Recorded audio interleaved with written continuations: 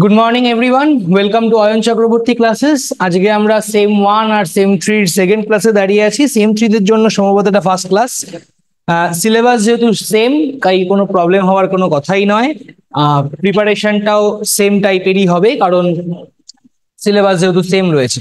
ঠিক আছে, তো এখন কথাটা হচ্ছে যে যারা সেম 3 তাদের ফার্স্ট ক্লাসের ভিডিওটা আমি একটু দেখে নিতে বলবো। খুব একটা কঠিন কিছু নেই, জাস্ট ডেসক্রিপশনটাই করিয়েছি, আজকেও ডেসক্রিপশনেই থাকবো। মোটামুটি পুজোর আগে অবধি ওই যে বলেছিলাম ফার্স্ট 17 মার্কসের যে পার্টটা ওটাকে আমরা কভার আপ করবো। দেন পুজোর পর থেকে, পুজোর ছুটির পর থেকে আমরা সেন্ট্রাল টেন্ডেন্সি ডিসপারশন এটাকে কভার আপ করবো। 1-1.5 মাস হওয়ার পর তারপর প্রবাবিলিটি সেগমেন্টে ঢুকবো। ঠিক আছে, এইরকম ভাবে মোটামুটি একটা আইডিয়া করে আমরা এগোচ্ছি। ঠিক আছে, আমি আরেকবার বইগুলোর নাম রিপিট করে দিচ্ছি, তোরা ফার্স্ট ক্লাসের ভিডিওতেও তোরা পেয়ে যাবি। বইগুলোর নাম আমি একদম লিখে দিয়েছিলাম এবং ডিসকাস করে দিয়েছিলাম। 3 থেকে 4টে বই আমি বলছি, তার মধ্যে যতটা পারবি, যদি সবগুলো পারিস খুব ভালো। পুরনো বই হলেও কোনো সমস্যা নেই, পুরনো বই হলেও চলবে, ইকুইভ্যালেন্ট নতুন বইয়ের সাথে নতুন বই কিনতে হবে এরকম কোনো কথা নেই। গুণগুপ্ত দাশগুপ্তের দুটো বই আছে, একটা fundamentals of statistics volume 1 volume 2, আমি একসঙ্গে দুটো কিনে নিতে বলছি। তার একটাই কারণ, যাতে পরে আর বারবার ছোটাছুটি করতে না হয়, কারণ পরেও তো তোদের একবার স্ট্যাট মাইনর নিয়েছিস মানে পরবর্তীকালেও তোদের লাগবে, আবার তাহলে গিয়ে কিনতে হবে। একবার দুটো কিনে নিলি ঝামেলা শেষ, বারবার গিয়ে গিয়ে গিয়ে গিয়ে কেনার কোনো দরকার নেই। আচ্ছা, আর একটা হচ্ছে ফান্ডামেন্টালস অফ স্ট্যাটিস্টিক্সটা বললাম, আর একটা হচ্ছে ইন্ট্রোডাকশন টু স্ট্যাটিস্টিক্স, ওটাও রয়েছে গুণগুপ্ত দাশগুপ্তে ভলিউম 1 ভলিউম 2। এনজি দাস মনে হয় নিউ বইটা মনে হয় দুটো পার্ট বের করেছে, একটু পুরনো বই কিনলে একটার মধ্যেই সবটা পাবি। আর হচ্ছে গিরি ব্যানার্জি। ঠিক আছে, তো গিরি ব্যানার্জির একটাই নতুন বই একদম কিনলে, যেহেতু সেমিস্টার সিস্টেমে ভাগ হয়েছে, দুটো সেগমেন্ট করেছে, তো ওটা বলছি না, পুরনো বইটাই কেন। এডিশন 12, এডিশন 11, এডিশন 10, যে কোনো একটা। ঠিক আছে, তো ওটা একটাই বই। ঠিক আছে, মোটামুটি এই 4খানা বইয়ের নাম বললাম, এই 4খানা বই কিনলে আপাতত হয়ে যাবে।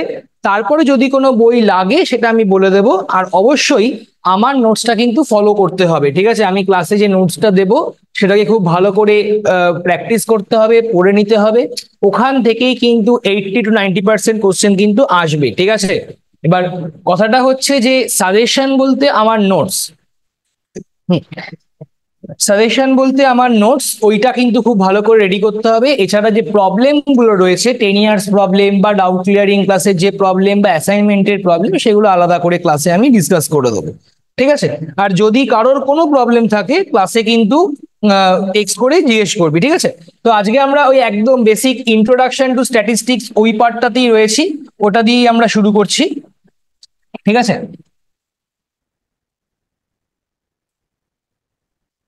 চ্যাপ্টারটার নাম হচ্ছে ইন্ট্রোডাকশন টু স্ট্যাটিস্টিক্স। আগের দিনের ক্লাসে আমরা দেখেছিলাম যে স্ট্যাটিস্টিক্স এর ডেফিনেশন কি, স্ট্যাটিস্টিক্স এর কতগুলো ভাগ রয়েছে, মেইনলি কটা পার্টের স্ট্যাটিস্টিক্স কে ভাগ করা যায়, এবং ফাংশন অফ স্ট্যাটিস্টিক্স আমরা শুরু করেছিলাম। তার মধ্যে দুটো করিয়েছিলাম, দুটো ফাংশন অফ স্ট্যাটিস্টিক্স লিখিয়েছিলাম।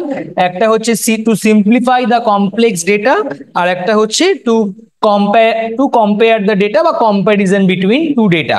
তো আজকে আমরা চলে যাচ্ছি তার পরের পার্ট, মানে ফাংশনস অফ স্ট্যাটিস্টিক্স। এই সেগমেন্টটা দিয়ে শুরু করছি, ওর পর থেকে কন্টিনিউ করবি। ফাংশনস অফ স্ট্যাটিস্টিক্স,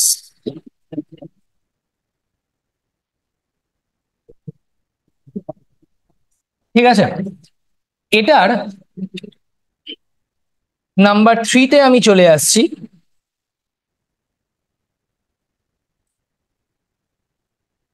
নাম্বার 3 পয়েন্টটা খুব important, that is called formulation of testing of hypothesis, যেটা স্ট্যাটিস্টিক্স এর খুব ইম্পর্টেন্ট একটা পার্ট, যেটা তোরা সেমিস্টার 5-এ গিয়ে শিখবি, একটা আলাদা চ্যাপ্টার বা একটা আলাদা টপিক। তাহলে দেখ, এই যে আজকে জিনিসটা পরিচয় হলো, formulation of testing of hypothesis, যেটা দিয়ে আমাদের স্ট্যাটিস্টিক্স এর মেন পোর্শনটা দাঁড়িয়ে থাকে। টেস্টিং অফ হাইপোথিসিস, এর মধ্যে প্রবাবিলিটি থাকে, এর মধ্যে ডিস্ট্রিবিউশন থাকে, এর মধ্যে গোটা হাইপোথিসিস থাকে। তো ব্যাপারটা অ্যাকচুয়ালি কি সেটা আগে আমাকে জানতে হবে। এখানে তো আমরা পুরোটা শিখবো না, এখানে জাস্ট জিস্টটুকুনি আমরা জানবো। তো আমি জাস্ট গল্প করে তোদেরকে বলার চেষ্টা করছি যে এই টেস্টিং অফ হাইপোথিসিসে অ্যাকচুয়ালি কি করা হয়। ধর সাপোজ মনে কর তোরা উচ্চ মাধ্যমিক দিয়ে এসছিস, এবার তোদের ক্লাসে আমি গেলাম, স্ট্যাটিস্টিক্স মাইনরের ক্লাসে গিয়ে আমি জাজ করতে চাইছি তোদের অ্যাভারেজ ম্যাথের মার্কস কিরকম আছে, ঠিক আছে? তো তোদের ক্লাসে 50 স্টুডেন্টস রয়েছে, সাপোজ ধরে নিচ্ছি আমি সেম ওয়ানের ক্লাসে 50 স্টুডেন্ট রয়েছে, বা সেম ওয়ান সেম থ্রি মিলিয়ে 50 স্টুডেন্ট রয়েছে, 25 তো এবার ওই 50 স্টুডেন্টের ম্যাথের মার্কস মানে ম্যাথের মিন মার্কস আমি ফাইন্ড আউট করতে চাইছি। এবার আমি গেলাম, আমি যেদিন গেলাম সেদিনকে 50 জন প্রেজেন্ট নেই, সেদিনকে 10 জন প্রেজেন্ট রয়েছে। তো আজকে ক্লাসে এই পার্টগুলো বা এই চ্যাপ্টারটা শেষ হওয়ার পর তোরা শিখবি যে what is population, what is sample in statistics. তো এই পপুলেশনটা হচ্ছে 50 স্টুডেন্ট মানে টোটাল নাম্বার অফ স্টুডেন্ট, আর এই স্যাম্পলটা হচ্ছে 10 স্টুডেন্ট মানে 10 জন যেখানের মধ্যে রয়েছে, ঠিক আছে? এবার এই 10 জনের মার্কস আমি নিলাম। এবার 10 জনের মার্কস নিয়ে আমি দেখতে পেলাম যে মিন মার্কস হচ্ছে 85। সাপোজ আমি ধরে নিচ্ছি মিন মার্কস হচ্ছে 85, মানে এটা কিন্তু স্যাম্পলে। আমরা এখান থেকে প্রেডিক্ট করছি বা এখান থেকে কনক্লুশনে আসছি যে পপুলেশনের অ্যাভারেজটাও হচ্ছে 85, এবং তার জন্য ডিফারেন্ট ফর্মুলা আছে। সেই ফর্মুলা দিয়ে আমরা করে আমরা এস্টিমেট করে আমরা ফাইন্ড আউট করছি স্যাম্পলের মিন থেকে যে পপুলেশনের মিনটাও হচ্ছে 85।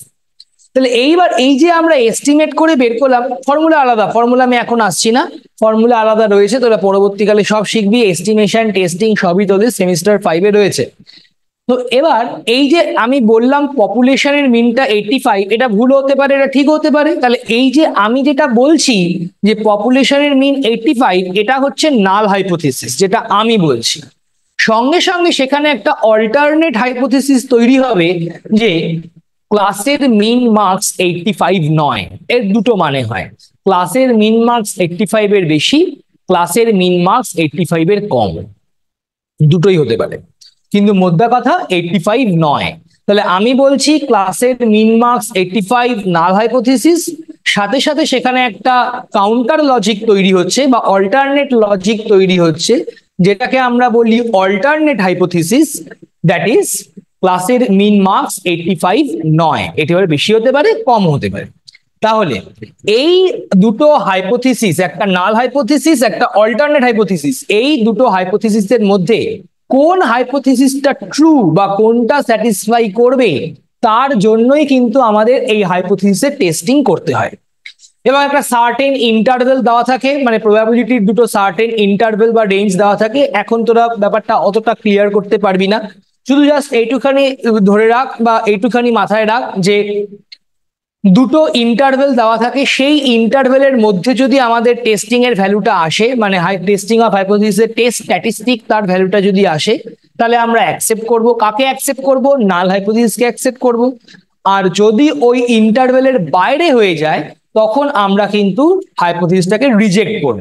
ইন জেনারেল আমরা রিজেক্ট বলতে পারি না, বলি যে উই ক্যান নট অ্যাকসেপ্ট, বা উই ক্যান নট, মানে সরি ভুল বললাম, আমি অ্যাকসেপ্ট বলতে পারি না, আমরা বলি generally we can not reject. We can not reject. কেন উই ক্যান নট রিজেক্ট বলি সেটাও আমি নয় বলে দেবো, ঠিক আছে?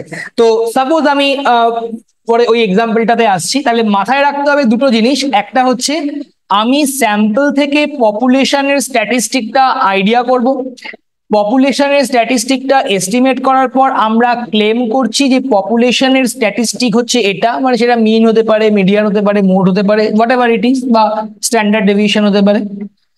তো এখন আমাদের এই টেস্টিং করার পর স্যাটিসফাই করতে হবে যে ওই যে আমি এস্টিমেটটা করেছি সেটা স্যাটিসফাই করছে কি করছে না। যদি স্যাটিসফাই করে তাহলে আমি বলবো যে উই ক্যান নট রিজেক্ট, মানে অ্যাকসেপ্ট বলাটা ঠিক নয়, অনেকেই অ্যাকসেপ্ট বলে চালিয়ে দেয়, পার্শিয়ালি কারেক্ট। আমরা বলবো উই ক্যান নট রিজেক্ট বা we fails to reject. We can not reject বলতে পারি, বা বেটার হয় যদি লিখি উই ফেইলস টু রিজেক্ট, যখন সেম 5-এ আসবে তখন দেখতে পাবে। আর যদি ওটা একেবারেই ওই ইন্টারভেলের বাইরে পড়ে, স্ট্রেট ফরওয়ার্ড বলে দেবো উই রিজেক্ট দ্য হাইপোথিসিস। ঠিক আছে, তাহলে এই হচ্ছে আমাদের টেস্টিং অফ হাইপোথিসিস। কেন করা হয়? কোনো কিছু, ধর সাপোজ মনে কর ক্লিনিক্যাল ট্রায়াল থেকে আরম্ভ করে যে কোনো ওষুধ বাজারজাত করা, বা সাপোজ মনে কর যে কোনো প্রোডাক্টকে যদি বাজারে আনতে হয়, তাদের একটা ট্রায়াল হয় বা টেস্টিং হয়। ওই টেস্টিংটাই কিন্তু স্ট্যাটিস্টিক্যাল ল্যাবে হয়, ডিফারেন্ট মানুষের মধ্যে হতে পারে বা ডিফারেন্ট পপুলেশনের মধ্যে হতে পারে। যদি টেস্ট স্ট্যাটিস্টিকটা অ্যাকসেপ্টেড হয়, মানে ফেইলস টু রিজেক্ট হয়, তবেই কিন্তু ওটা মার্কেটে আসবে, বা তবেই সেই ওষুধটা মার্কেটে আসবে। করোনার সময় এরকম প্রচুর ক্লিনিক্যাল ট্রায়াল হয়েছিল, বাট আদারওয়াইজ কিন্তু সেটা মার্কেটে আসতে পারবে না। মানে স্ট্যাটিস্টিক্যাল হাইপোথিসিসকে, টেস্টিং অফ হাইপোথিসিসকে স্যাটিসফাই না করলে কখনোই সেটা কিন্তু মার্কেটে আসবে না। ঠিক আছে, এত অবধি কনসেপ্টটা ক্লিয়ার প্রত্যেকের? টেস্টিং অফ হাইপোথিসিসের কনসেপ্টটা। স্ক্রিন যদি ব্লার আসে একবার একটু লিভ করে একবার একটু জয়েন কর, তাহলে হয়তো ঠিক হতে পারে। ঠিক আছে, এমনি এখান থেকে তো সব ক্লিয়ার আসছে। আচ্ছা, আর কারো কোনো ডাউট আছে এই টপিকটা নিয়ে? আমি লিখিয়ে দিচ্ছি ব্যাপারটা।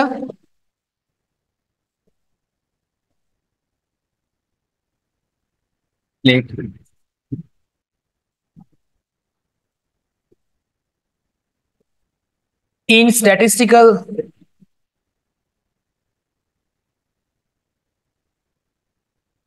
থিওরির জন্য আমার নোটসটা তো পড়বি, আমার নোটসটা তো পড়বি, ঠিক আছে। আর বইটা ওভারঅল একটু চোখের দেখা দেখে নিবি।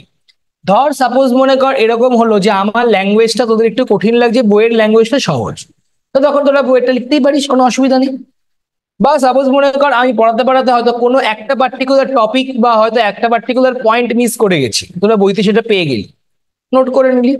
ঠিক আছে, মানে আমার নোটসটাই মেনলি পড়বি, বইটাকে একটা গল্পের বইয়ের মতো করে 2-3 বার দেখে নিবি। ঠিক আছে, ব্যাস। In statistical method we have to formulate different examination or testing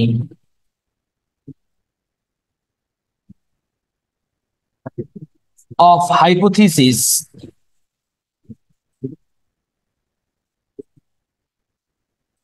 from different source of data. এটা ফ্রম না করে অন লেখ, on different source of data. ঠিক আছে, in general we have to construct a test consist with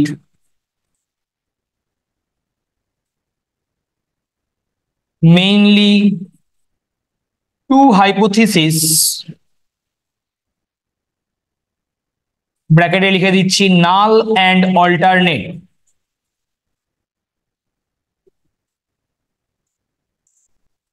null hypothesis and alternate hypothesis. ঠিক আছে, in general we have to construct the test with mainly two hypotheses, and after certain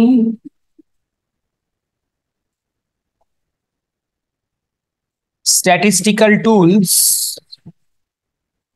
we generally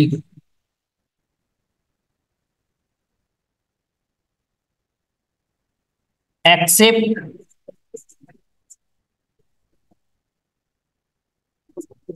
or reject the null hypothesis. নাল হাইপোথিসিসটা নিয়েই কিন্তু আমাদের mainly deal করার বিষয়বস্তু। কারণ কেন? কারণ নাল হাইপোথিসিসটাই কিন্তু আমরা ক্লেম করছি, ওটাই অ্যাকসেপ্ট হবে না রিজেক্ট হবে সেটা দেখার বিষয়বস্তু, আদারওয়াইজ এটা কিন্তু নয়।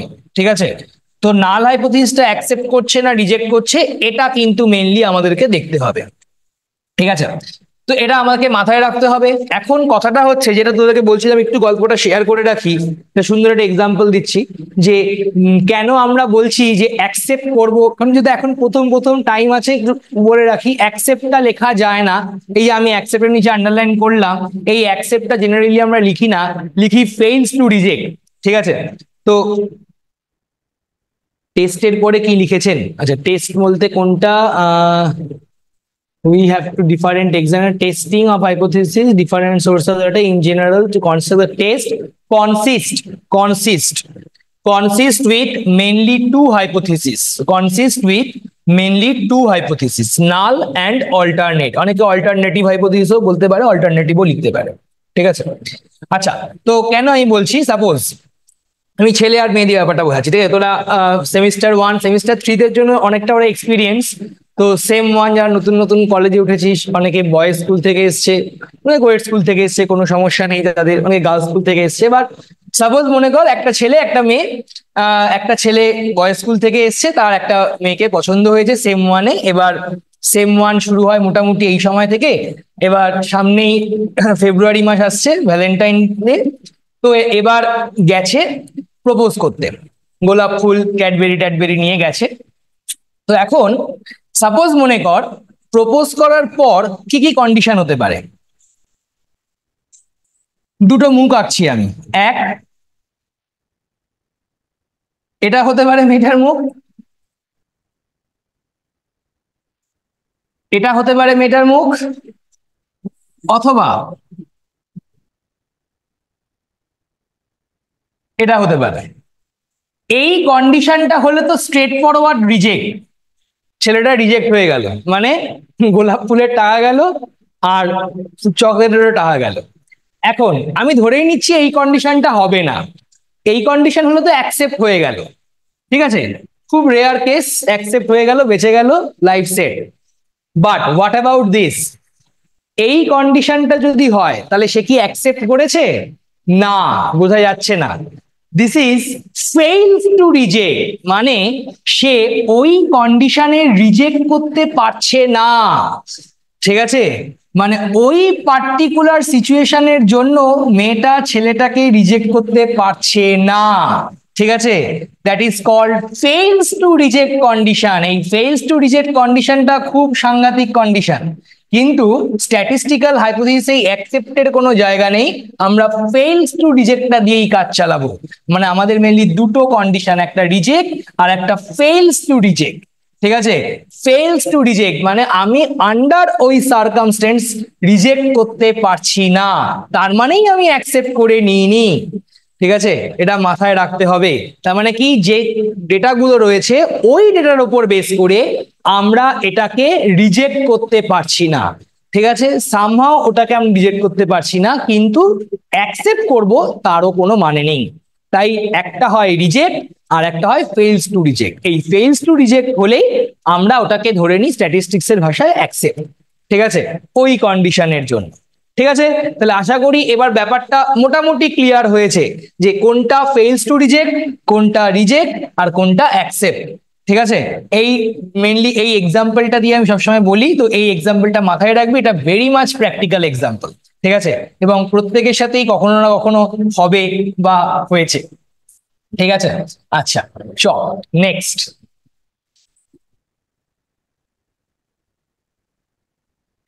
নেক্সট চলে আসছি আমি এই ফাংশন অফ স্ট্যাটিস্টিক্স এরই পরের পয়েন্ট, প্রেডিকশন, খুব important part.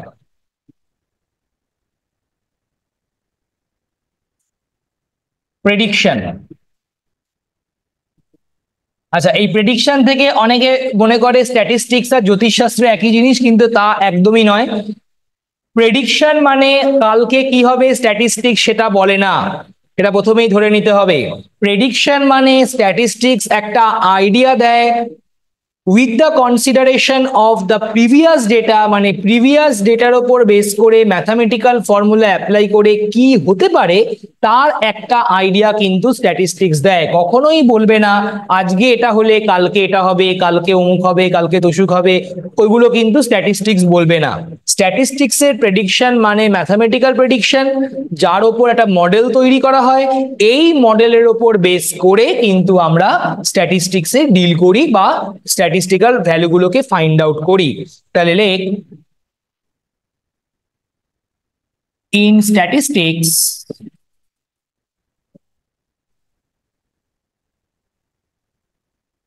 we have to fit,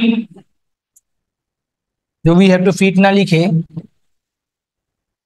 we have to create different mathematical model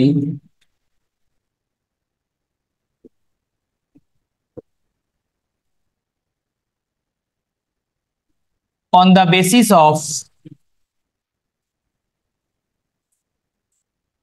of the data, on the basis of the data collecting from different sources.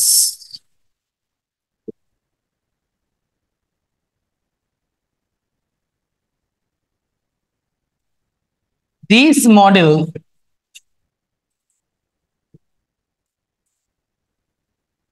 will help to find the values in future and sometimes the previous data.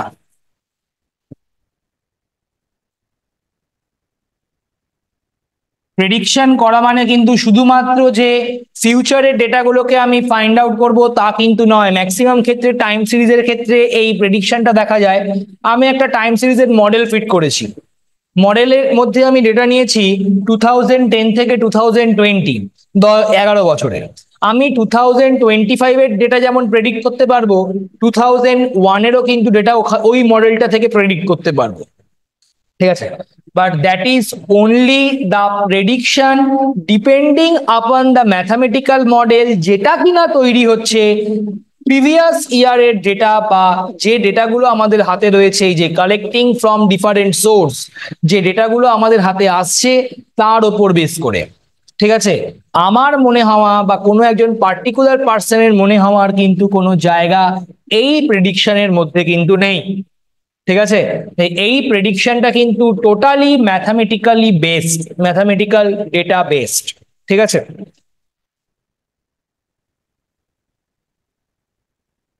Next,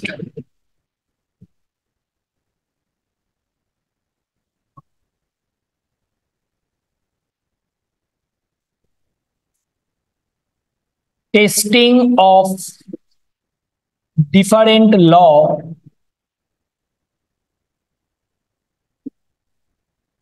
in science. Testing of different law in science, ঠিক আছে? মানে তোরা science নিয়ে পড়েছিস, অনেকেই হয়তো ইকোস্ট্যাট math করেছে, ইকোনমিক্সে দেখেছিস স্ট্যাটিস্টিক্স রয়েছে, কম্পিউটার সায়েন্সে স্ট্যাটিস্টিক্স লাগে, ম্যাথামেটিক্সে তো স্ট্যাট পার্টটা রয়েছে, ফিজিক্যাল সায়েন্সে লাগে, ফিজিক্যাল সায়েন্স মানে কেমিস্ট্রিতে লাগে, কেমিস্ট্রিতে রুট মিন স্কোয়ার ভেলোসিটি কিছুদিন পরে শিখবি, সেটা দেখবি, দেখতে পাবি, ভ্যারিয়েন্টস, বেসিক্যালি ভ্যারিয়েন্টস বা স্ট্যান্ডার্ড ডেভিয়েশন ফিজিক্সে লাগে, প্রত্যেকটা জায়গাতে। ইনফ্যাক্ট যাদের বায়োলজিও ছিল তাদেরকেও আমি বলছি, মেন্ডেলস কিন্তু একজন স্ট্যাটিস্টিশিয়ান ছিল। ওই যে টিটি মানে যেটা হাইব্রিডাইজেশন, সামটাইমস এর পর কি লিখেছেন, sometimes the values of future and sometimes the previous data, future data and sometimes the previous data, ঠিক আছে? আচ্ছা, মেন্ডেলসও কিন্তু একজন স্ট্যাটের লোক ছিল, তাই প্রত্যেকটা জিনিস সায়েন্সে স্ট্যাটিস্টিক্স এর অবদান কিন্তু অপরিসীম এবং প্রত্যেকটা সেগমেন্টে কিন্তু স্ট্যাটিস্টিক্স কম বেশি অ্যাপ্লাই হয়। তাহলে লিখ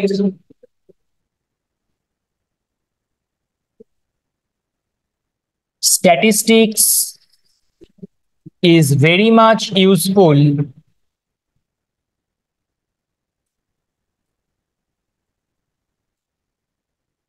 in various department of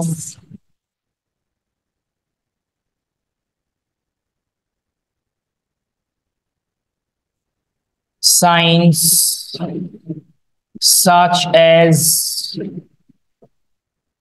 economics, biology, physical science,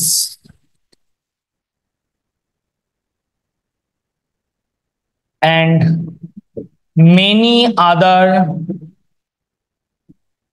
streams. Many other streams. ঠিক আছে, তো প্রত্যেকটা স্ট্রিমসে কিন্তু এবার কিভাবে কাজে লাগে, কতটা ডিটেলসে কাজে লাগে, কোনটাতে বেশি লাগে কোনটাতে কম লাগে, এটার মধ্যে তো আমরা ডিসকাস করব না। প্রত্যেকটা সায়েন্সের সাবজেক্টে যাদের যারা যারা যা যা পড়েছিস, পরবর্তীকালেও দেখবি যদি তোদের বন্ধুদেরকে জিজ্ঞেস করিস, তাদের কিন্তু স্ট্যাটিস্টিক্যাল টুলস অ্যান্ড টেকনিক্স কিন্তু কাজে লাগে। স্পেশালি মাইক্রোবায়োলজি বা বায়োটেকনোলজিতে প্রচুর পরিমাণ স্ট্যাটিস্টিক্স রয়েছে, আলাদা করে পেপার রয়েছে, ওই টেস্টিং অফ হাইপোথিসিস আমাদের করতে হয়। যারা ফিজিক্স অনার্স করে তাদের ফার্স্ট সেমিস্টারেই পয়সা ডিস্ট্রিবিউশন, নর্মাল ডিস্ট্রিবিউশন শেখানো হবে, যেটা তোরা সেমিস্টার টুতে স্ট্যাটিস্টিক্স এর ডিটেলসে শিখবি। ঠিক আছে, তো এটা গেল নাম্বার 5। দেন নাম্বার 6,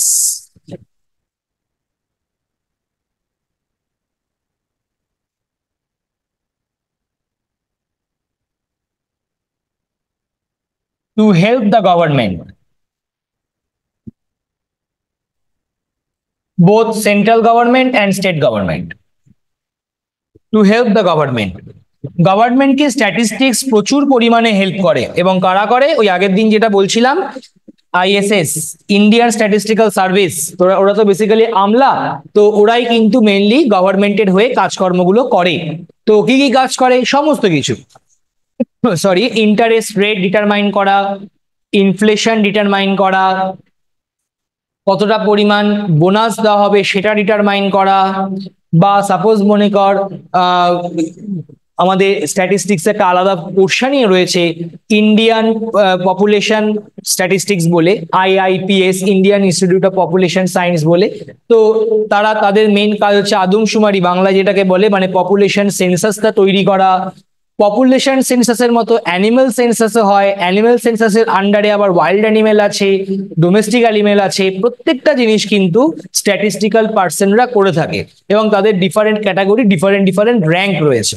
ঠিক আছে, তো গভর্নমেন্টকে ডিফারেন্ট জায়গা থেকে কিন্তু স্ট্যাটিস্টিক্স হেল্প করে চলেছে। তাহলে আমি এর আন্ডারে লিখে রাখছি, statistics helps both central and state government, both central and state government in various sector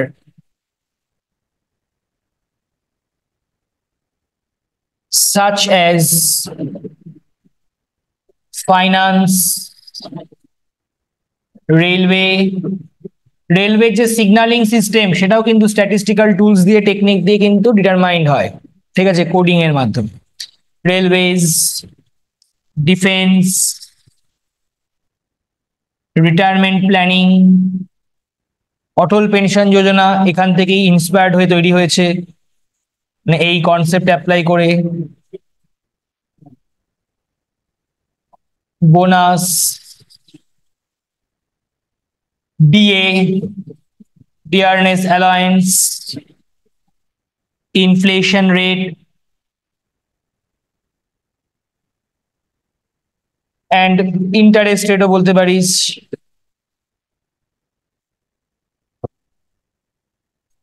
interest rate, and many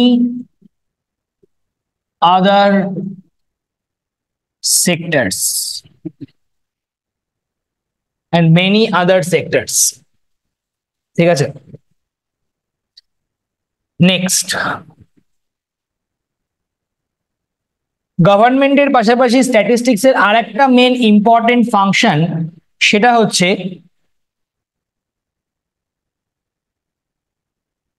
to conduct a survey.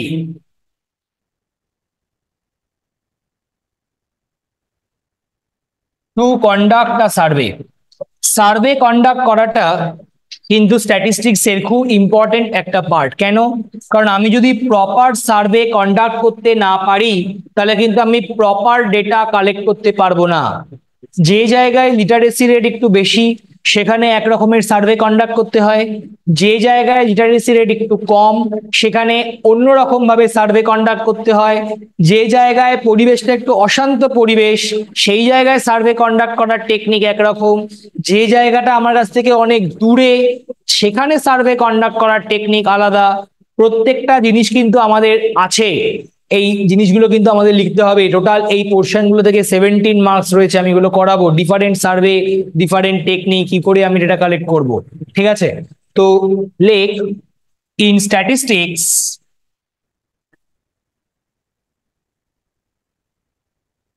মাথায় রাখতে হবে, স্ট্যাটিস্টিক্সে কিন্তু ডেটাই ভগবান, ঠিক আছে? তাই ডেটা যদি আমরা না পাই, আমরা কোনো কিছু করতে পারবো না, ঠিক আছে? তাই স্ট্যাটিস্টিক্সে ডেটা ভগবান।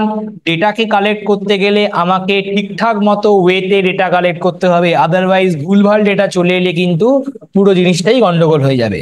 In statistics our main object is to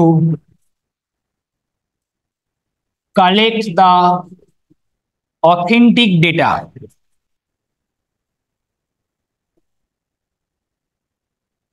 For this purpose, we have to conduct the suitable sample survey technique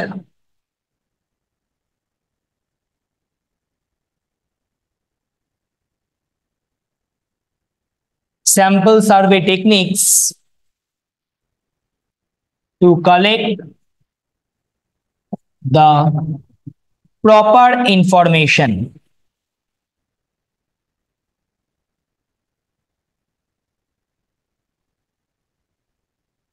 ঠিক আছে, তাহলে এই হয়ে গেল আমাদের স্ট্যাটিস্টিক্স এর ডিফারেন্ট ডিফারেন্ট ফাংশনস, ঠিক আছে? এবার আমি ছখানা লিখেই রাখলাম। তোদের যদি 3 মার্কসের কোশ্চেন দেয়, তাহলে তোরা একটা বেশি মানে 4টে লিখবি। যদি 2 মার্কসে আসে, তাহলে 3টে লিখবি। যদি 4 মার্কসে দেয়, মিনিমাম 5টা লিখবি, ঠিক আছে? এবার অনেকে বলে, স্যার 4 মার্কসে কি 6টাই লিখতে হবে? লিখতে পারলে খুব ভালো, ডিপেন্ডিং অন টাইম, তুই কতটা মনে রাখতে পারছিস। 4 মার্কসে কি 4টে লিখলে হবে? তুই যদি ঠিকঠাক করে লিখতে পারিস, 4টে লিখলেও তোকে 3.5 4 দেওয়া হবে, কোনো ব্যাপার নয়, ঠিক আছে? কিন্তু কি, মোটামুটি একটা স্ট্যান্ডার্ড বলে যত মার্কস, তার থেকে একটা বেশি পয়েন্ট দেওয়াটা ভালো, সেফ, ঠিক আছে? হলো, এইবার আমি চলে আসছি স্ট্যাটিস্টিক্স এর ইম্পর্টেন্সে। ইন্ট্রোডাকশন টু স্ট্যাটিস্টিক্স এর দুটো সেগমেন্ট রয়েছে, একটা ইম্পর্টেন্স অফ স্ট্যাটিস্টিক্স আর একটা লিমিটেশনস অফ স্ট্যাটিস্টিক্স। ব্যাস, আজকের চ্যাপ্টার কমপ্লিট হয়ে যাবে, ঠিক আছে? তাহলে আমি পরের সেগমেন্টে চলে আসছি।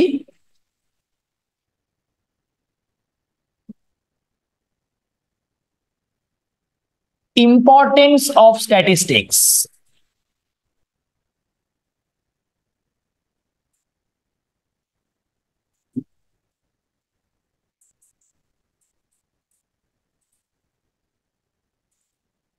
স্ট্যাটিস্টিক্স কোন কোন ফিল্ডে ইম্পর্টেন্স এবং কিভাবে কাজ করছে, ঠিক আছে?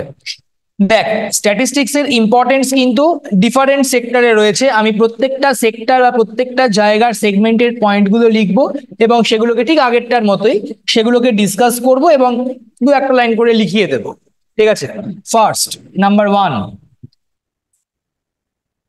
In states. In states state বলতে কিন্তু এখানে শুধু স্টেট নয়, কান্ট্রিও বোঝানো হচ্ছে। তো মাথায় রাখতে হবে স্টেট থেকে যেহেতু স্ট্যাটিস্টিক্স কথাটা আসছে, তাই স্টেট ব্যাপারটা বোঝানো হয়েছে যে একটা স্টেটের মধ্যে স্ট্যাটিস্টিক্স কি করে হেল্প করে। তো লেখ statistics helps both, help both লিখিস না, both helps a state by লিখিস না, স্টেট ইন ডিফারেন্ট সেক্টরস। একটা স্টেটের ডিফারেন্ট সেক্টরে স্ট্যাটিস্টিক্স হেল্প করতে পারে, কি কি? Such as economy, railway, finance, defence, transport.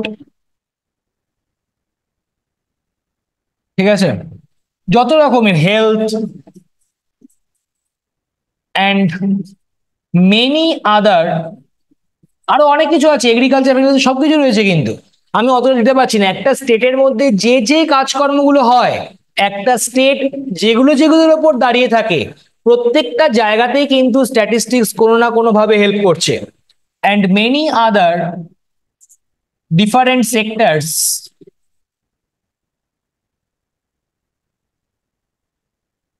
which directly or indirectly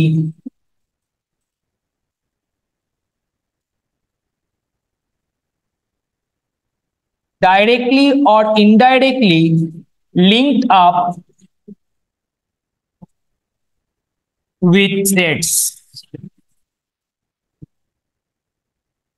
ঠিক আছে, প্রত্যেকটা জিনিস যেগুলো স্টেটের সাথে directly related or indirectly linked up, সবগুলোতেই কিন্তু স্ট্যাটিস্টিক্স আমাদের হেল্প করছে, তার ফর্মুলা দিয়ে, তার অ্যাপ্লিকেশন দিয়ে হেল্প করছে।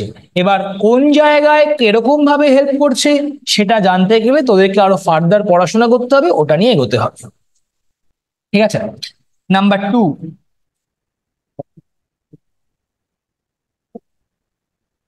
In economics. আমি ইন ইকোনমিক্স না লিখে ইন ইকোনমি লিখলাম। যাদের ইকোনমিক্স 11-12 ছিল তারা জানিস ইকোনমিক্স এর স্ট্যাটিস্টিক্স কতটা ভাইটাল রোল প্লে করে, বা যাদের ইকোনমিক্স অনার্স রয়েছে, আমি জানি না এখানে কারোর আছে কিনা, যদি কারোর থাকে তো খুব ভালো। যদি ইকোনমিক্স অনার্স থাকে তাদের জন্য স্ট্যাটিস্টিক্স মাইনরটা one type of compulsory subject, এবং তাদের সাবজেক্টের মধ্যেও কিন্তু স্ট্যাটিস্টিক্স আছে, শিখতেই হবে। উইদাউট স্ট্যাটিস্টিক্স ইকোনমিক্স কিন্তু এগোবে না, কারণ ইকোনমিক্সকে যখনই প্র্যাকটিক্যাল সিচুয়েশন অ্যাপ্লাই করতে হবে তখনই কিন্তু স্ট্যাটিস্টিক্যাল টুলস অ্যান্ড টেকনিক্সকে হেল্প নিতে হবে। ঠিক আছে, তো লিখছি ওর আন্ডারেই statistics helps economics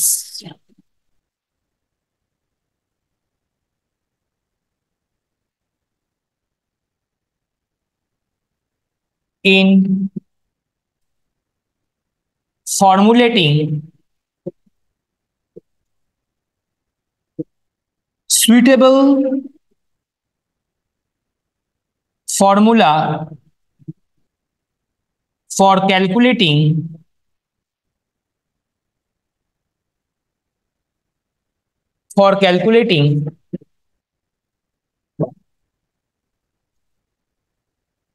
DA, dearness allowance, খুব ইম্পর্টেন্ট একটা পার্ট, ইনফ্লেশন রেট,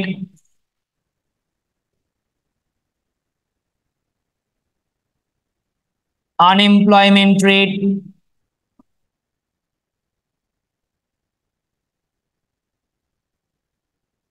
অ্যান্ড আরো অনেকগুলো হয়, GDP, gross domestic product, GNP, gross national product,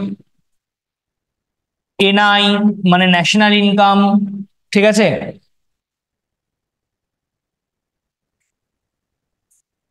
which will help a country to develop a strong economy.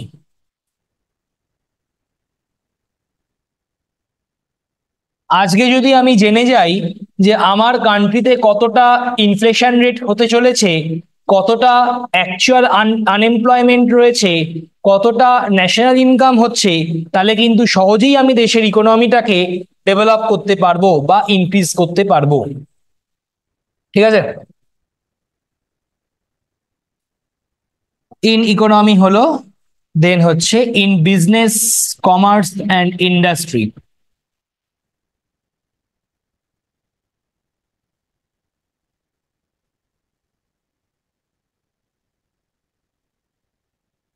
in business,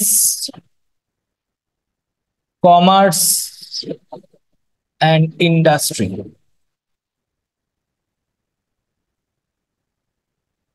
business, commerce and ইন্ডাস্ট্রিতেও কিন্তু statistics একটা vital role play করছে, এটাও কিন্তু মাথায় রাখতে হবে।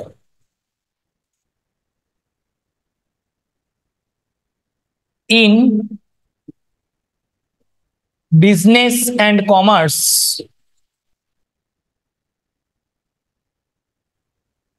বা যে কোনো রকম এগ্রিকালচারাল ফিল্ড বল বা টেকনিক্যাল ফিল্ড বল, সব জায়গাতেই কিন্তু স্ট্যাটিস্টিক্স লাগে। In business and commerce statistics plays a vital role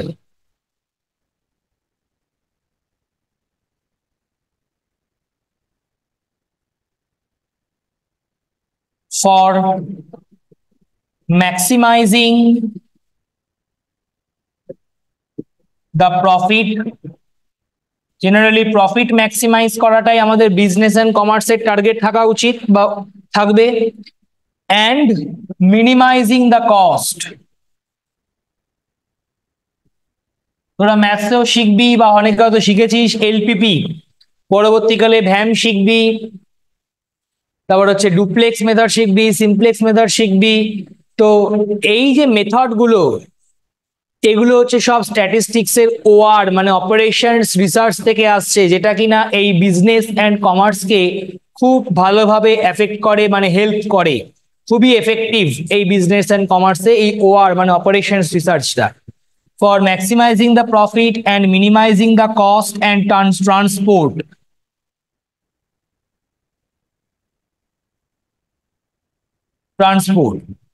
Generally,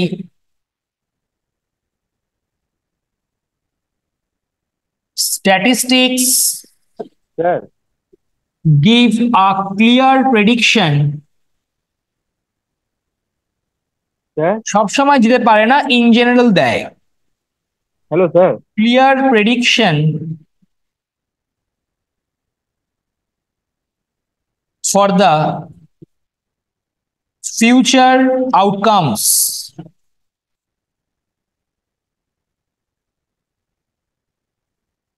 to a given, না, for any type of industry.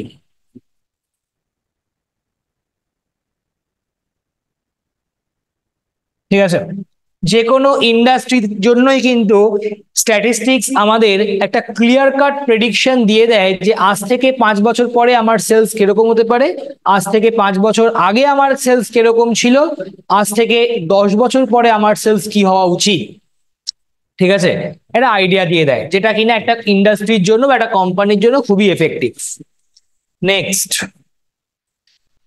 In science কিভাবে হেল্প করছে?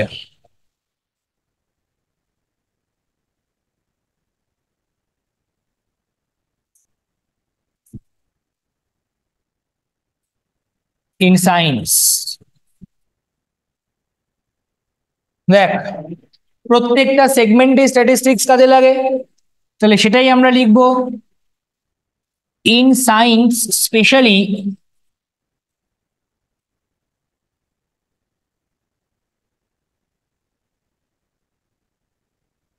ম্যাথামেটিক্স, ফিজিক্স, কেমিস্ট্রি, অনেকে ফিজিক্যাল সায়েন্সও লেখে, কোনো অসুবিধা নেই, একই ব্যাপার। অ্যান্ড ইকোনমিক্স, এটাও সায়েন্সের আন্ডারেই পড়ছে। Directly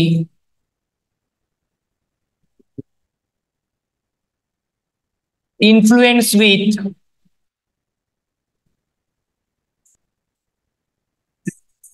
statistical tools and techniques.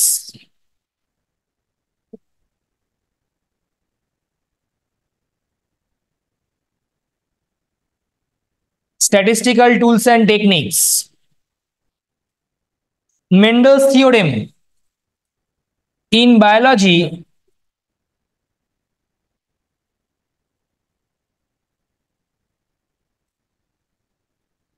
Mendel's law directly linked up with statistical tools. ঠিক আছে, বেসিক্যালি 2x2 হাইব্রিডাইজেশনটা 2x2 ম্যাপিং বা 2x2 ফাংশন টি টি টি টি টি টি টি টি, ঠিক আছে, যেটা হচ্ছিল 2x2 মানে চারখানা, তাই তো, বা 9:3:3:1, এগুলো কিন্তু সবই স্ট্যাটিস্টিক্যাল টুলস অ্যান্ড টেকনিক্স এর উপর বেস করে তৈরি। ঠিক আছে, তাই প্রত্যেকটা জিনিস জেনেটিক্সে পুরোটাই স্ট্যাটিস্টিক্স এবং ম্যাথামেটিক্স। ঠিক আছে, তাহলে in biology Mendel's law directly linked up to statistical tools and techniques, tools লিখলাম। জিওগ্রাফিতেও কাজে লাগে, ইনফ্যাক্ট জিওগ্রাফি, সোশিওলজি, সাইকোলজি, এছাড়াও জিওলজি, তাহলে লিখছি ইন জিওলজি, তো জিওলজি না লিখে geological survey,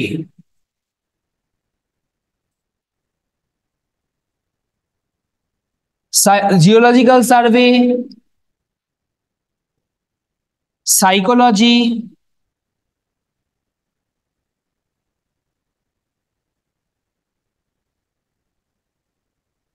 and many other streams involved statistics in their course.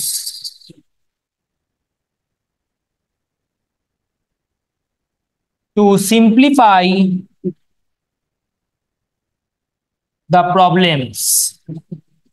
প্রত্যেকটা কোর্সই কিন্তু তাদের আন্ডারে স্ট্যাটিস্টিক্স কে ইনভলভ করে তাদের যে প্রবলেমস গুলোকে সিম্পলিফাই করার জন্য। ঠিক আছে, তো এটা তো গেল লাস্ট একটা টপিক যেটা রয়েছে, মানে point,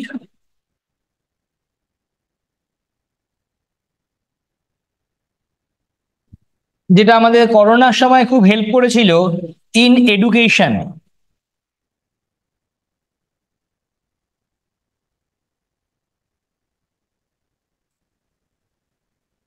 in education,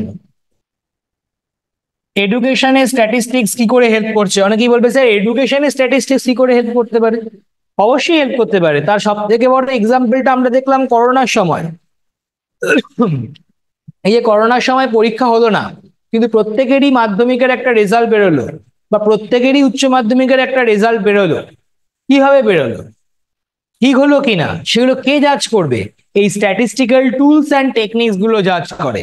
factor analysis, item analysis, এইগুলোর মাধ্যমে আমি এমন একটা স্ট্যাটিস্টিক্যাল রেজাল্ট তৈরি করতে পেরেছি, মানে রেজাল্টটা এমন ভাবে হবে যাতে কোনো একটা সার্টেন ক্যাটাগরি স্টুডেন্ট বেশি বেনিফিটেড না হয়, বা কোনো একটা সার্টেন ক্যাটাগরি স্টুডেন্ট যেন লুজার না হয়, প্রত্যেকের মধ্যে প্যারিটি বজায় থাকবে। হ্যাঁ, এবার তোরা বলতে পারি এটাকে 100% অ্যাকুরেট, একেবারেই নয়, সেটা সম্ভব নয়, কিন্তু আমাদের এফিসিয়েন্সিটা মোটামুটি 80, 90, 100%-এর দিকে যাওয়ার টার্গেট করতে হবে। তার জন্যই স্ট্যাটিস্টিক্সটা আমাদের হেল্প করে। ঠিক আছে, আদারওয়াইজ কিচ্ছু নয়। লেখ আচ্ছা, different statistical techniques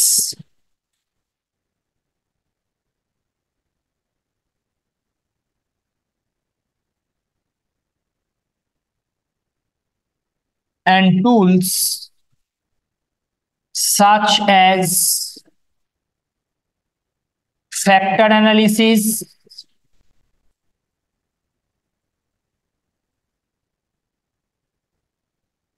item analysis are directly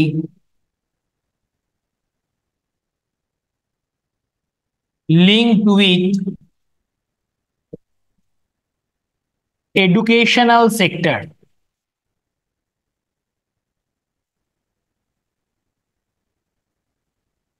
which will help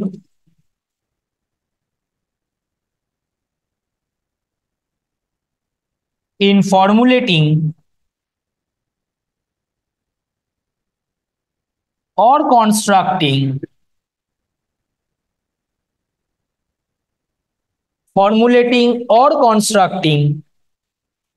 a proper education system.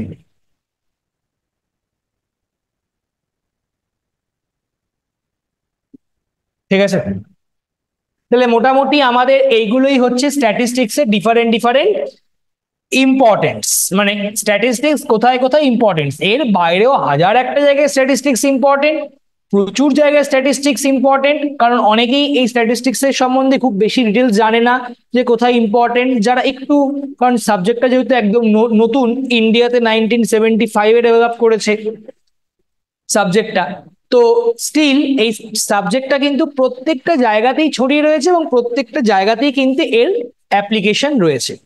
এইবার যেটা আমরা জানবো, এই স্ট্যাটিস্টিক্সের লিমিটেশনস কি কি আছে। লিমিটেশনস হয় প্রত্যেকটা সাবজেক্টেরই কিছু না কিছু লিমিটেশন রয়েছে, স্ট্যাটিস্টিক্সেরও লিমিটেশন রয়েছে, সেগুলোকে আমরা একদম পয়েন্ট করে ডিসকাস করব।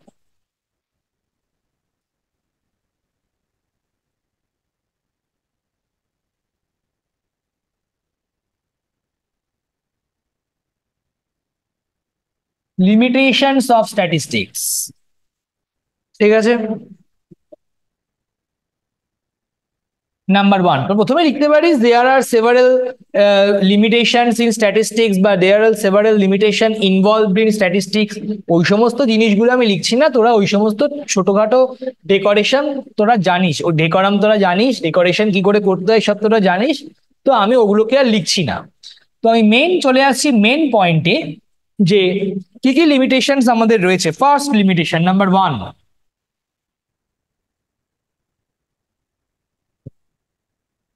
statistics primarily deals with, আচ্ছা এটা আগে লিখছি না, আমি অন্যটা লিখি, এটা পরে লিখবো, এটা সেকেন্ডে লিখবো।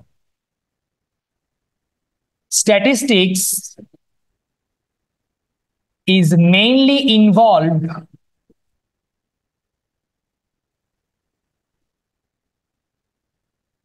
with the group of individuals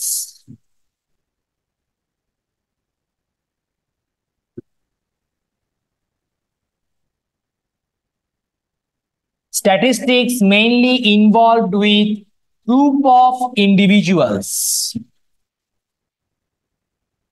ঠিক আছে। this that means a particular individual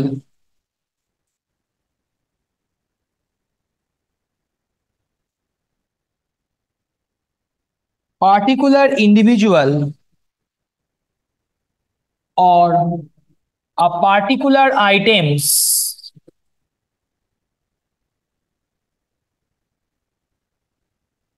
is not considerable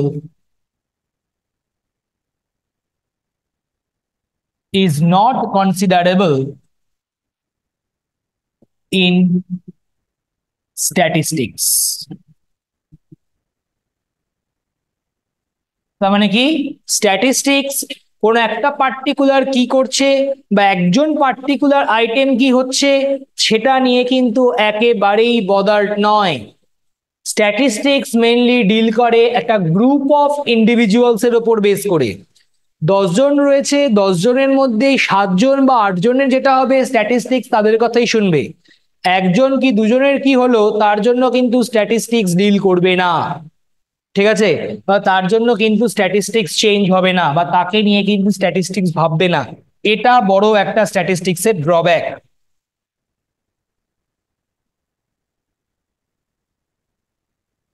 for this purpose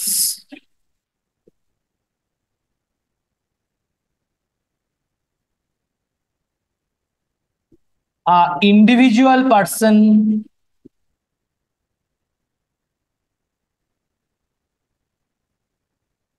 sometimes get ignored. So for this purpose, individual person sometimes get ignored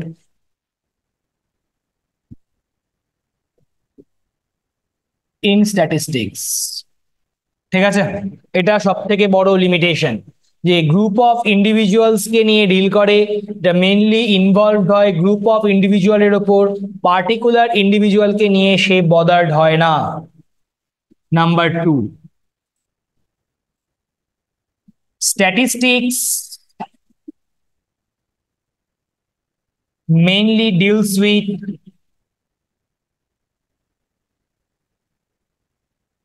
quantitative data. পরের ক্লাসে তোরা দেখবি quantitative data কি, qualitative data কি, ঠিক আছে? তবু আমি আজকে ছোট করে বলে দিচ্ছি, mainly deals with quantitative data. But on the other hand,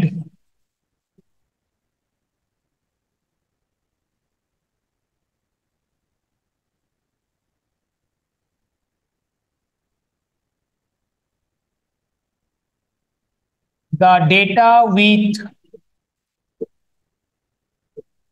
qualitative in nature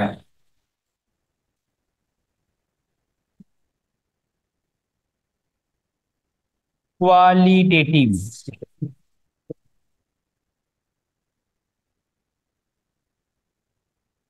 cannot be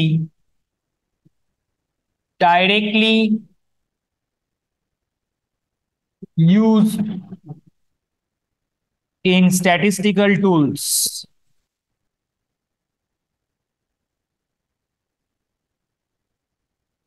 তার মানে কি, কোয়ান্টিটেটিভ ডেটাগুলো মানে যেগুলো নিউমেরিক্যাল ডেটা, সেগুলোকে আমরা স্ট্যাটিস্টিক্সে ডাইরেক্টলি ইউজ করতে পারি, ওগুলোর ওপরই স্ট্যাটিস্টিক্স ডাইরেক্টলি ইনভলভ হয়, ওগুলোকে নিয়ে আমরা ডিল করি। কোয়ান্টিটেটিভ ডেটা মানে যেটা কোয়ান্টিটি বোঝাচ্ছে, মানে যেখানে অ্যামাউন্ট রয়েছে, একটা নিউমেরিক্যাল ফিগার রয়েছে।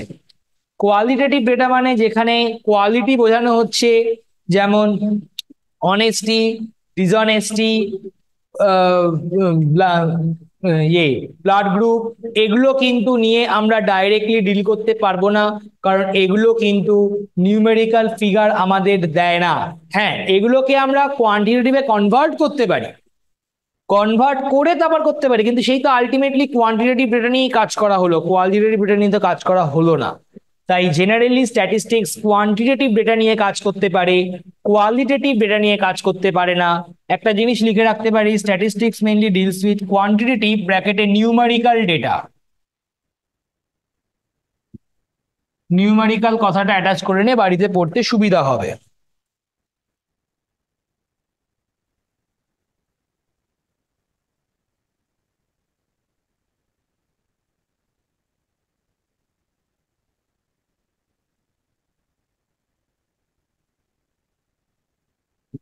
নাম্বার 4 খুব important, in many situation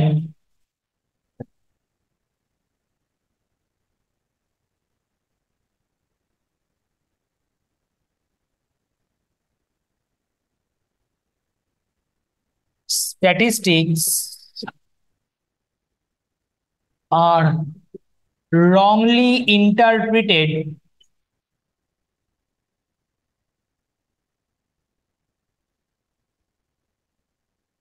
by politician, business personality,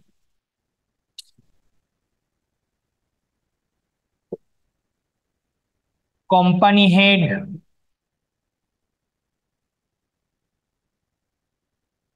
and many other person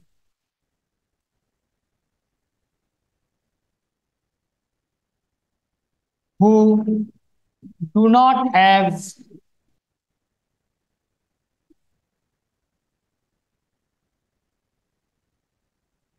any concept and idea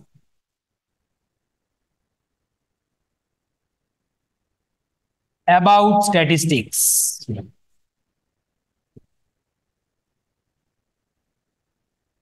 তোরা 4 বছর স্ট্যাটিস্টিক্স পড়লি, স্ট্যাটিস্টিক্স পড়ে তোরা ইন্টারপ্রিট করলি না, অন্য আরেকজন কোনো স্টুডেন্ট বা অন্য কোনো একজন মানুষ এসে সেই স্ট্যাটিস্টিক্যাল ডেটাটা ইন্টারপ্রিট করে দিয়ে চলে গেল, সে কি ঠিক করবে? কখনোই সম্ভব নয়, কখনোই সেটা সে পারবে না। কেন পারবে না? কারণ তার সেই নলেজটাই নেই। তাই statistics in many situation wrongly interpret করা হয় এই সমস্ত পলিটিশিয়ানদের দিয়ে, বিজনেস পার্সোনালিটিদের দিয়ে, যারা কিনা পুরো জিনিসটাকেই একটা রং ভাবে ইন্টারপ্রিট করে এবং মানুষের কাছে একটা ভুল বার্তা যায়। সেই কারণে কিন্তু স্ট্যাটিস্টিক্সকে অনেকে লাই, ড্যাম লাই, তারপর স্ট্যাটিস্টিক্স আসে। তো এই ব্যাপারটা কিন্তু হয় কেন? কারণ ওই যে আমার পার্টিকুলার নলেজ নেই, তবু সেটাকে আমি ইন্টারপ্রিট করতে যাচ্ছি, সেটা করতে গিয়ে কিন্তু আমি ছড়িয়ে ফেলবো ব্যাপারটা। ঠিক আছে? And last,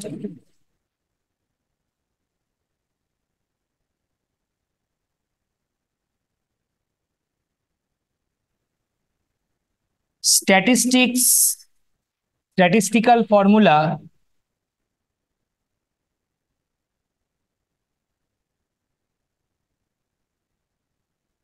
in general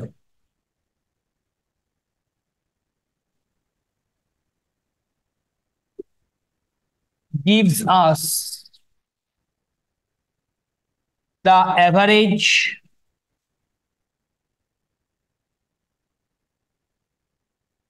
amount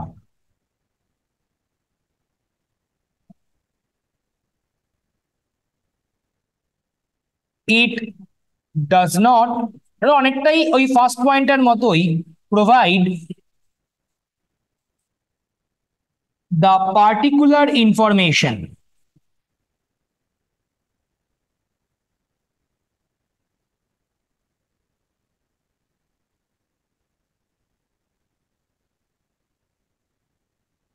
ঠিক আছে?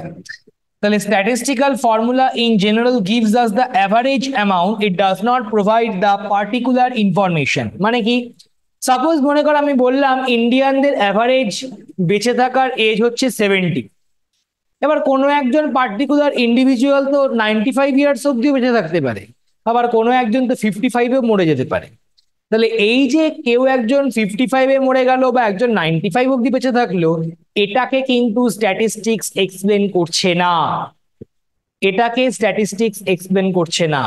করছে কি? করছে একটা ওভারঅল প্যাটার্নকে কিন্তু স্ট্যাটিস্টিক্স এক্সপ্লেন করছে, যে অ্যাভারেজ এজ বেঁচে থাকার হচ্ছে 70। ঠিক আছে? হু হু হু হু আচ্ছা, who don't have any concept and idea about statistics. Who don't have, এটা don't have any idea বা concept about statistics। আচ্ছা, লাস্ট পার্ট যেটা আমাদের জানতে হবে, what is population, what is sample. এটা হলেই আমাদের ফার্স্ট চ্যাপ্টার শেষ।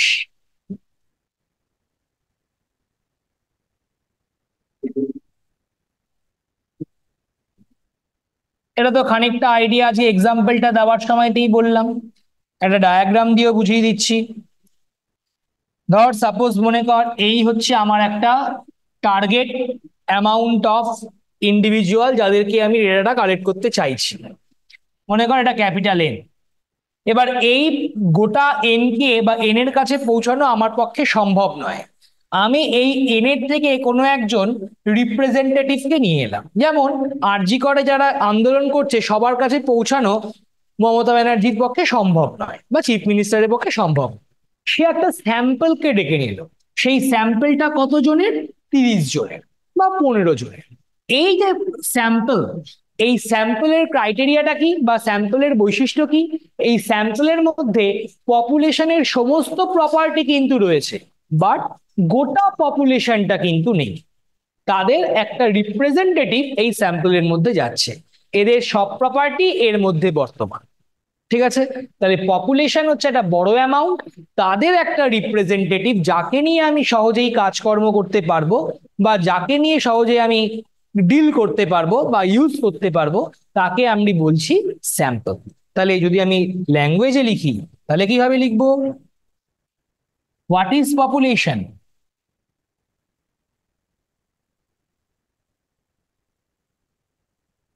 Population is the main source of the data. Population is the main source of the data from different individual. Now, from different individual, population is the main source of the data from different aspects which helps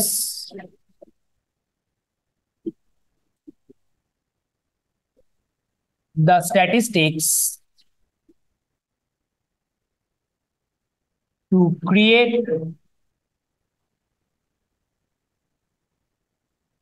different tools and techniques. ঠিক আছে, তার মানে এটা হচ্ছে আমাদের main source of the data, যেটা হচ্ছে population. আর হোয়াট অ্যাবাউট স্যাম্পল? স্যাম্পল হচ্ছে পপুলেশনেরই একটা সাব ব্রাঞ্চ। তাহলে sample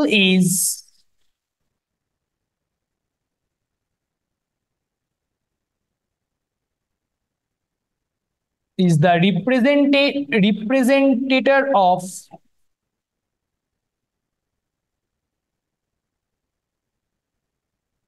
population. Sample is the representator of population by which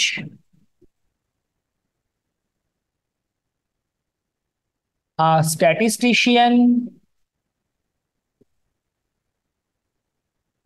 can apply its tool and techniques. By which না লিখে এটাকে in which করে দেয়।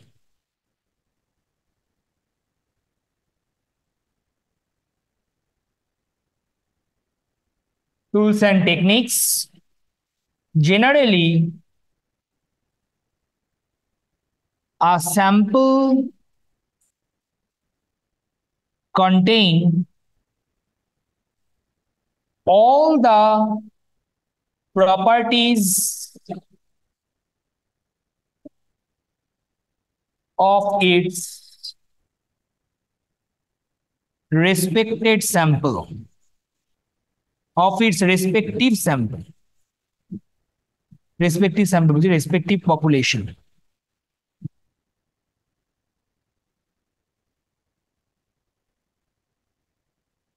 তার মানে কি sample is the representation of population, representator of population in which a statistician can apply its tools and techniques.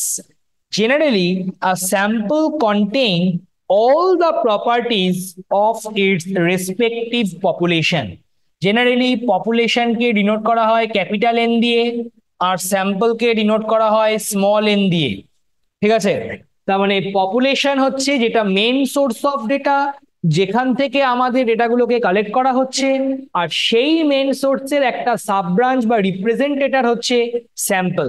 Generally sample R population, অবশ্যই sample ছোট হবে, পপুলেশন বড় হবে। রেয়ার কেসে দেখা যায় যদি একটাই পপুলেশন ইউনিট হয় সেক্ষেত্রে স্যাম্পল একটাই হবে, তখন n ইকুয়ালস টু n হয়ে যায়। সেটা খুব রেয়ার কেস, ঠিক আছে, ইন জেনারেল হয় না। ঠিক আছে, তো এত অবধি কারোর যদি কোনো ডাউট থাকে বল। তাহলে ফার্স্ট চ্যাপ্টারটা কমপ্লিট হলো, পরের দিন আমরা স্ট্যাটিস্টিক্যাল ডেটা শুরু করব। কারোর কোনো ডাউট আছে?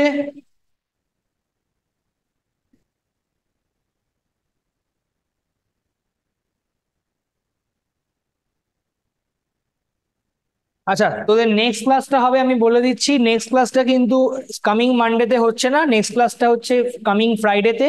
তারপরে মানডে ফ্রাইডে করে প্রত্যেক উইকে এরকম অ্যাজ ইউজুয়াল ক্লাস থাকবে, মানে এরপরে আমাদের দেখা হচ্ছে 13+7 20-তে।